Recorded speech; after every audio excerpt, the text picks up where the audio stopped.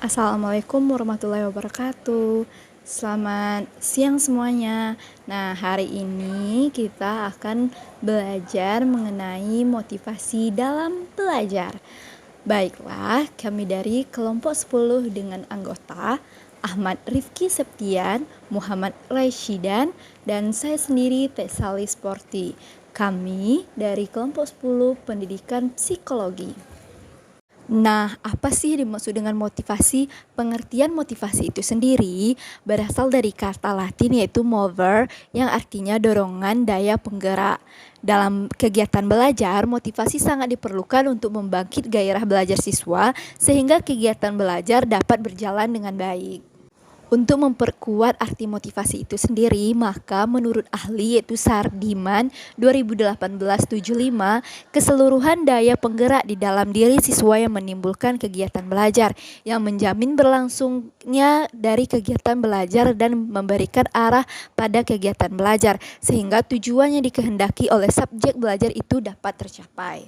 Nah, didukung juga oleh UNO 2017 yang mengatakan bahwa motivasi belajar merupakan dorongan internal dan eksternal pada siswa-siswa yang sedang belajar untuk mengadakan perubahan dan tingkah laku. Dan juga diperkuat oleh Sukma Dinata 2005, motivasi adalah kekuatan yang menjadi pendorong kegiatan individu, kondisi dalam diri individu yang mendorong atau menggerakkan dalam individu itu untuk melakukan kegiatan untuk mencapai tujuan tertentu. Selanjutnya yaitu fungsi motivasi dalam belajar menurut ahli yaitu ada Sardiman 2018. Yang pertama itu menentukan arah perbuatan yakni ke arah tujuan yang hendak dicapai. Dengan demikian motivasi dapat memberikan arah dan kegiatan yang harus dikerjakan sesuai dengan rumusan tujuan. Yang kedua yaitu menyeleksi perbuatan yakni menentukan perbuatan-perbuatan apa yang harus dikerjakan yang serasi guna mencapai tujuan dengan menyisihkan perbuatan-perbuatan yang tidak bermanfaat bagi tujuan tersebut. Selanjutnya didukung oleh Sukma Dinata 2011 yaitu mengarahkan, artinya dalam mengarahkan kegiatan motivasi berperan mendekatkan atau menjauhkan individu dari sasaran yang akan dicapai. Apabila sasaran atau tujuan merupakan sesuatu yang diinginkan oleh individu, maka motivasi berperan mendekatkan. Sedangkan bila sasaran tidak diinginkan oleh individu, maka motivasi berperan untuk menjauhi sasaran. Selanjutnya yaitu mengaktifkan dan meningkatkan kegiatan atau activating and integration foundation, suatu perbuatan atau kegiatan yang tidak bermotif atau motifnya sangat lemah akan dilakukan dengan tidak sungguh-sungguh, tidak terarah dan kemungkinan besar tidak akan membawakan hasil. Selanjutnya yaitu macam-macam motivasi menurut ahli yaitu dari Tabunan 2015-196 yaitu ada pertama motivasi intrinsik yang artinya motivasi yang ditimbulkan dalam diri seseorang. Motivasi ini biasanya timbul karena adanya harapan, tujuan dan keinginan seseorang terhadap sesuatu sehingga dia memiliki semangat untuk mencapai itu. Kemudian ada motivasi ekstrinsik adalah sesuatu yang diharapkan akan diperoleh dari luar diri seseorang. Motivasi ini biasanya dalam bentuk nilai dari suatu materi, misalnya imbalan dalam bentuk uang atau intensif lainnya yang diperoleh atas suatu upaya yang telah dilakukan. Selanjutnya diperkuat oleh ahli yang bernama Sardiman 2018 yang artinya motivasi intrinsik adalah motif-motif yang menjadi aktif atau berfungsi tidak perlu rangsangan dari luar karena dalam diri seseorang di setiap individu sudah ada dorongan untuk melakukan sesuatu. Motivasi ekstrinsik menurut Sardiman yaitu adalah motif-motif yang menjadi aktif atau berfungsi karena adanya rangsangan dari luar. Selanjutnya, faktor-faktor apa sih yang sangat mempengaruhi motivasi belajar?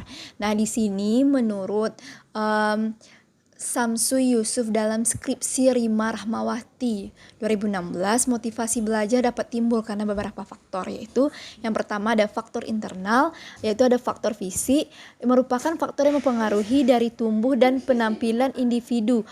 Faktor fisik meliputi nutrisi, gizi, kesehatan, dan fungsi-fungsi fisik terutama panca indera. Yang kedua yaitu ada faktor psikologis yang artinya merupakan faktor intrinsik yang berhubungan dengan aspek-aspek yang mendorong atau menghambat aktivitas belajar pada siswa. Faktor ini menyangkut kondisi rohani siswa. Yang kedua itu faktor eksternal, yaitu faktor dari luar. Faktor pertama itu ada faktor sosial yang merupakan faktor yang berasal dari manusia di sekitar lingkungannya, yang meliputi guru, teman sebaya, orang tua, tetangga, dan lain sebagainya. Nah, faktor non-sosial di sini merupakan faktor yang berasal dari kondisi fisik di sekitar siswa, meliputi keadaan udara, misalkan cuaca panas dan cuaca dingin, waktu seperti pagi, siang, atau malam, ada tempat sepi, bising, dan kualitas sekolah tempat dia belajar, serta fasilitas belajar. Unsur-unsur yang mempengaruhi motivasi belajar menurut Dimyati dan Mujziono 2015, unsur mempengaruhi motivasi belajar yaitu dapat berupa cita-cita dan aspirasi siswa, cita-cita yang akan memperkuat motivasi belajar intrinsik maupun ekstrinsik. Yang kedua ada kemampuan siswa, keinginan seorang anak perlu dibarengi dengan kemampuan atau kecakapan dalam mencapainya. Nah, selanjutnya itu ada yang ketiga, kondisi siswa. Di mana kondisi siswa meliputi kondisi jasmaninya, rohaninya, mempengaruhi motivasi belajarnya. Selanjutnya ada kondisi lingkungan siswa. Lingkungan siswa dapat berupa keadaan alam, lingkungan tempat tinggal, pergaulan sebaya, dan kehidupan bermasyarakat. Selanjutnya yaitu ada unsur-unsur dinamis dalam belajar dan pembelajaran. Lingkungan belajar dan pergaulan siswa mengalami perubahan. Lingkungan budaya siswa yang berupa televisi dan film semakin menjangkau siswa. Kesemua lingkungan tersebut mendinamiskan motivasi belajar. Selanjutnya yang terakhir yaitu ada upaya guru membelajarkan siswa, adalah upaya guru dalam mempersiapkan diri untuk belajar siswa, mulai dari penguasaan materi, cara penyampaian materi, menarik perhatian siswa, dan mengevaluasi hasil belajar siswa. Selanjutnya yaitu indikator motivasi belajar. Menurut ahli Sardiman 2018, ciri-ciri motivasi yang ada pada siswa diantaranya yaitu tekun menghadapi tugas. Artinya siswa dapat bekerja secara terus-menerus dalam waktu yang lama, tidak pernah berhenti sebelum selesai. Yang kedua ada ulet menghadapi kesulitan, artinya siswa tidak lekas putus asa dalam menghadapi kesulitan. Yang ketiga menunjukkan minat terhadap macam-macam masalah, berani menghadapi masalah dan mencari jalan keluar dari masalah yang sedang dihadapi. Yang keempat, lebih senang bekerja mandiri, artinya tanpa harus disuruh pun ia mengerjakan apa yang menjadi tugasnya. Yang kelima, cepat bosan dan tugas-tugas rutin atau hal-hal yang bersifat mekanis. Yang selanjutnya itu dapat mempertahankan pendapatnya kalau sudah yakin akan sesuatu. Selanjutnya tidak mudah melepaskan hal yang diyakininya, artinya ia percaya dengan apa yang dia kerjakan. Selanjutnya yaitu senang mencari dan memecahkan masalah soal-soal.